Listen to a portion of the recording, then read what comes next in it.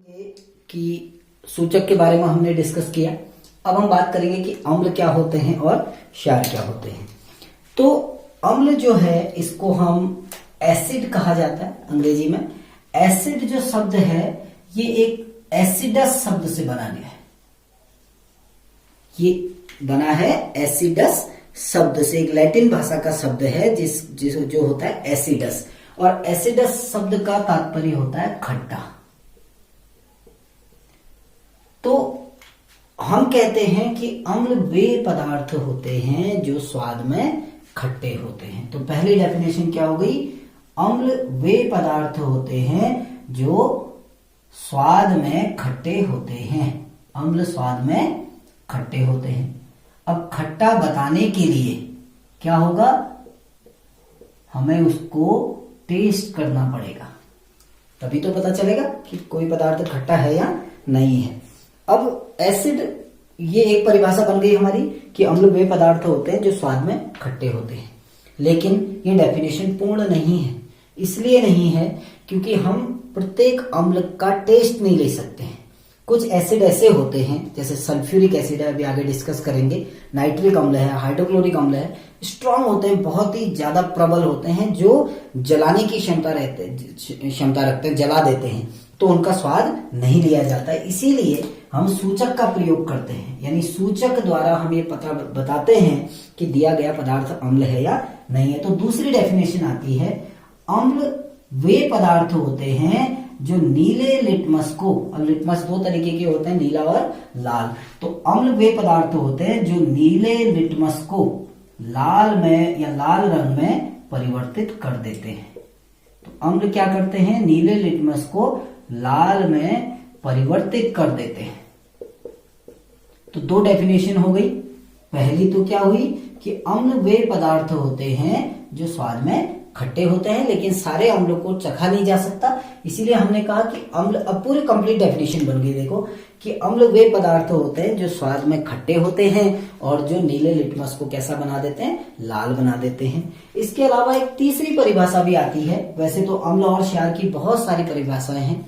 Class, जब senior class में जाओगे 11वीं क्लास में, तो आप उनकी डेफिनेशन पढ़ोगे, लेकिन अभी हम बेसिक डेफिनेशन पढ़ रहे हैं अम्ल और क्षार की। तो तीसरी परिभाषा होती है कि अम्ल वे पदार्थ हैं जो जलीय विलयन में, यानी पानी में घोलने पर H पॉजिटिव आयन देते हैं। जलीय विलयन में H पॉजिटिव आयन देते हैं। तो तीन परिभाषाएं हो गई। पहला कि अम्ल स्वाद में खट्टे होते हैं। दूसरा, अम्ल नीले लिटमस को लाल रंग के लिटमस में परिवर्तित कर देते हैं। और तीसरा हमने कहा कि अम्ल वे पदार्थ होते हैं जो जल में घुलने पर H पॉजिटिव आयन उत्पन्न करते हैं। तो जो अम्ल हैं वो जल में घुलने पर हमेशा क्या देंगे? H पॉजिटिव आयन उत्पन्न करेंगे। अब कुछ अम्लों के नाम, जैसे आपका HCl, जिसको हम कहते हैं हाइड्रोक्लोरिक अम्ल, इसका नाम आपने बायो में भी पढ़ा होगा, हाइड्रोक्लोरिक अम्ल, जो हमारे आमाशय में उत्पन्न होता है। कार्य क्या होता है इसका? कि भोजन को अम्लीय बनाना, क्योंकि जो एंजाइम भोजन का पाचन करते हैं, कुछ एंजाइम, वो अम्लीय माध्यम में कार्य करते हैं। तो हमारे आमाशय में हाइड्रोक्लोरिक अम्ल उत्पन्न होता है, जो क्या करता है? भोजन को अम्लीय बनाता है। और जो सूक्ष्म जीवाणु, जो भोजन के साथ कुछ अनवांटेड जो आपके माइक्रो ऑर्गेनिज्म आ जाते हैं, सूक्ष्म जीवाणु आ जाते हैं, उनको मारने का काम करता है। तो पहला अम्ल हमने लिया HCl या हाइड्रोक्लोरिक अम्ल। दूसरे अम्ल के बारे में बात करते हैं, सल्फ्यूरिक अम्ल, जिसका सूत्र होता है H2SO4। इसको नाम दिया जाता है सल्फ्यूरिक अम्ल। सल्फ्यूरिक अम्ल। ऐसे ही बहुत सारे अम्ल होते हैं। अगर हम तीसरे अम्ल के बारे में बात करें तो नाइट्रिक अम्ल, जिसको कहा जाता है HNO3, नाइट्रिक अम्ल HNO3। ऐसे ही एसिटिक अम्ल होते हैं। अभी जैसे जैसे चैप्टर आगे बढ़ेगा, आप बहुत सारे अम्लों के विषय में हम बात करेंगे। तो अम्ल की हमने परिभाषाएं पढ़ी कि अम्ल कहते किसे हैं। एक लैटिन भाषा का शब्द एसिडस से बना हुआ है, एसिड, जो जिसका मतलब होता है खट्टा। तो हम कहते हैं कि अम्ल स्वाद में खट्टे होते हैं। अम्ल नीले लिटमस को लाल में परिवर्तित कर देते हैं और अम्ल जलीय विलयन में H पॉजिटिव आयन उत्पन्न करते हैं। अब हम दूसरी डेफिनेशन में आते हैं क्षार के विषय में कि बेस क्या होते हैं।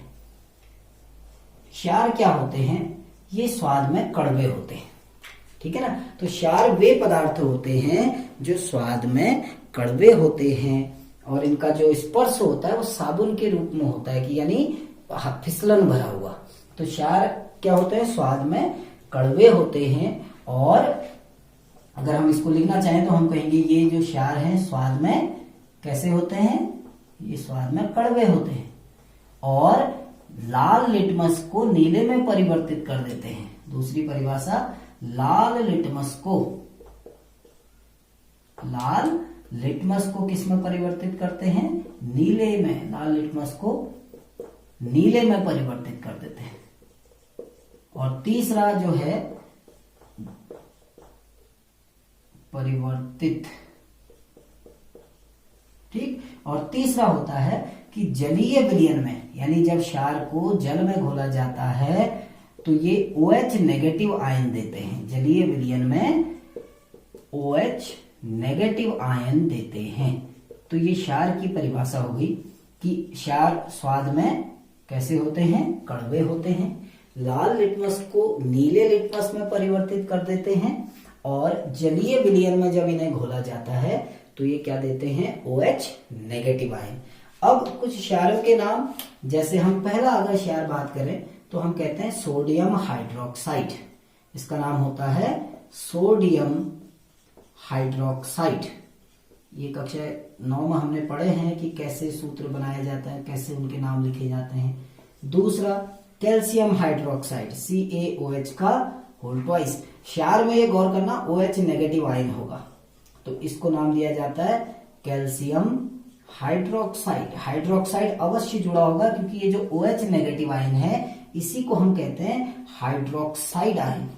तो कैल्शियम होगा तो कैल्शियम के साथ OH जुड़ा है तो कैल्शियम हाइड्रोक्साइड। ऐसे ही मैग्नीशियम के संग जुड़ा है तो मैग्नीशियम हाइड्रोक्साइड, इसका नाम हो गया मैग्नीशियम हाइड्रोक्साइड। तो हमने इस टॉपिक में दो यानी अम्ल और क्षार के विषय में बात की कि अम्ल क्या होते हैं, स्वाद में खट्टे होते हैं। अगर हम डिफरेंस करें, अम्ल स्वाद में खट्टे होते हैं और क्षार स्वाद में कड़वे होते हैं। अम्ल नीले लिटमस को लाल में बदलते हैं और क्षार लाल लिटमस को नीले में। अम्ल जलीय विलयन में H पॉजिटिव आयन देते हैं जबकि क्षार जलीय विलयन में OH नेगेटिव आयन देते हैं। कल हम इनके रासायनिक गुणों के बारे में बात करेंगे। Thank you.